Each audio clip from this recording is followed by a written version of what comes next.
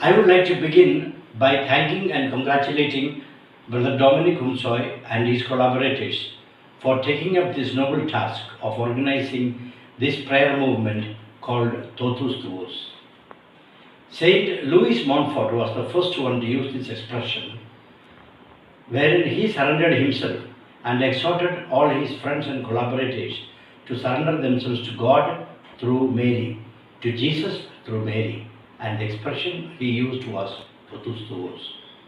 Saint Pope John Paul II, when he was elected Pope, he re-invited the world to surrender themselves to the Lord through Mary by using the same expression totus tuos.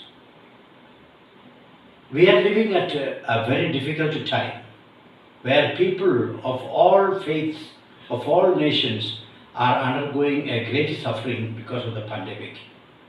The suffering is spiritual, mental, economic, psychological, and every possible kind because of the lockdown, the loss of jobs, the very poor economy, health system, and all these.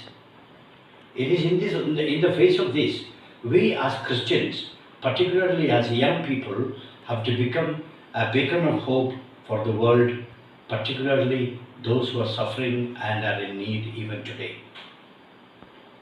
When we look at Mary, we find that she encountered God at a very young age.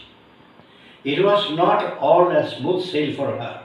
She had her own share of difficulties, suffering, both spiritual, mental, and psychological. But her strong faith helped her to see these as short-lived, and this faith led her to victory and to accomplishing the great mission that God had entrusted with her.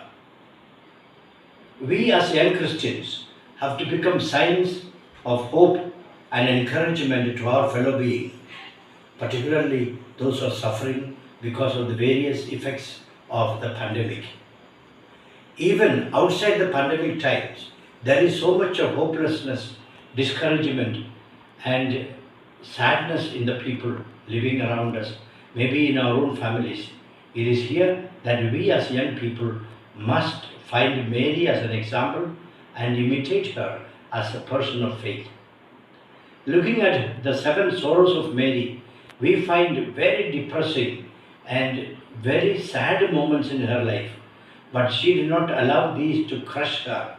Instead, she rose to the occasion and became the woman of faith and became a model to the whole world, to the whole church. And that is why we honor her today as the mother of the church, as the mother of Jesus, and our own mother. We find her courageous enough to stand at the foot of the cross, almost alone, only with John at her side. We find her becoming the cementing force in the early church where the first disciples were almost scattered. She keeps them united. And this is the role that the church is expecting from us. In this month of devotion that you have from the 6th of August to the 8th of September, let this not be an occasion where we just recite a few prayers.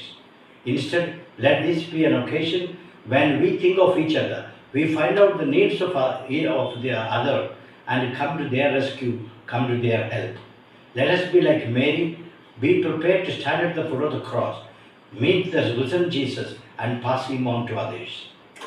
May Jesus and Mary help us to use this occasion, the 1 month of prayer, the 33 days of prayer that we have ahead, as golden occasion to bring others to Jesus, particularly getting the consolation from him and learning from the example of Mary the Mother.